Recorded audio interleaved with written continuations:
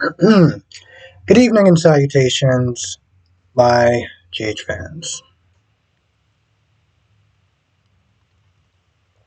Let's talk about Tracy for a minute. Tracy is in a bit of a mood. Kids, I guess, are on break, and they still don't really have a cook, and she's just not in a good mood. So she decides she wants to sit there and test Sasha. So when Aiden gets to the house and everything like that, um, she tests Sasha on some, I imagine, very complex dish. So I was like, all right, fine, I can, I'll do it. Now there's a part where Sasha is worried. And Cody's like, hey, listen, you could just sit there and bunk me or whatever. But they get back to the kitchen, and she's sitting there trying to wonder what else it is that goes in this dish. And Cody's like, well, why don't you sit there and look it up? And she's like, that'll be cheating. I'm like, wait, you do know that you do know that a chef doesn't know the ingredients to every single dish that was in that damn book. So when she said it was cheating, I'm like, how is that cheating? It's not cheating if you're looking up the amount of ingredients that it takes to make a dish.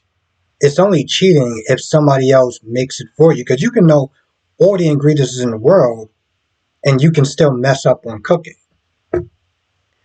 Now, after Tracy has a conversation with Gregory, um, which I found interesting in the sense of no matter how bad you think you have it, there's always somebody else to. There's always somebody else that's worse, that has it worse, that gives you a different perspective on your own situation, on what level of badness that you got going on. It's not to diminish it, but it's to sit there and be like, you know what?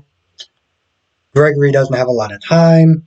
She started realizing how much time that she wasted.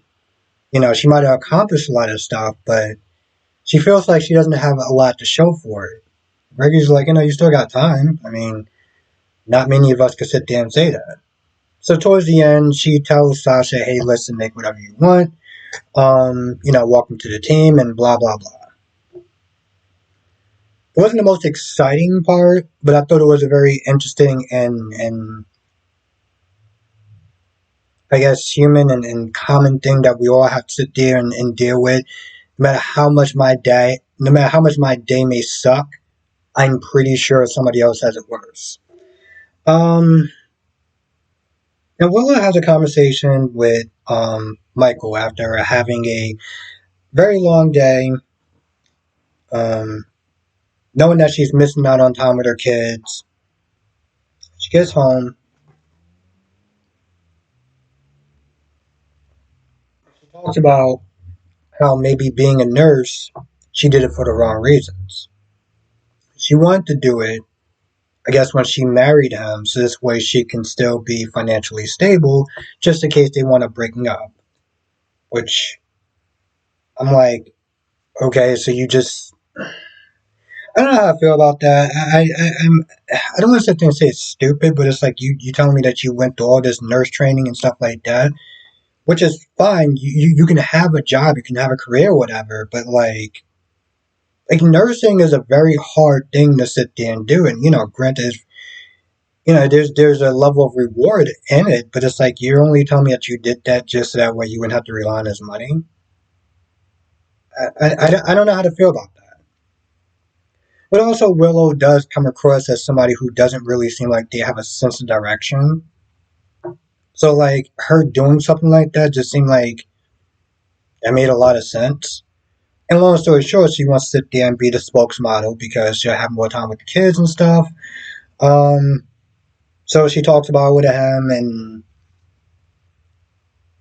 while she says she doesn't want to rely on his money, I'm like, you do realize that you didn't marry Chase. You didn't marry Joe Schmo. You married somebody who had money. It almost seems like she's kind of uncomfortable about it, and I'm like, you've been with this man a little bit too long to not feel comfortable about not, about relying on him with money. It just seems like, you got Brooklyn and Chase that's talking about that because she comes from money, and they had their important talk, which really seemed like it didn't accomplish much. But now she's been with this guy for a while, and she knew what she was getting into. So for her to sit there and say, "Well, I'm just not really, I was not really too comfortable relying on you for money," it's like, well, then you married the wrong person, in a sense.